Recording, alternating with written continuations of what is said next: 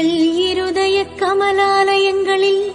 மேலான கிருபாசனம் கொண்டெழுந்தருளி இருக்கிற திவ்ய தஸ்மே விஸ்மதாவே, பரலோக பூலோக அரசியே, கஸ்திப்படுகிறவர்களுக்கு ஆறுதலே, பாவிகளின் தஞ்சமே, உம்முடைய இன்பமான சந்நிதானம் தேடி வந்த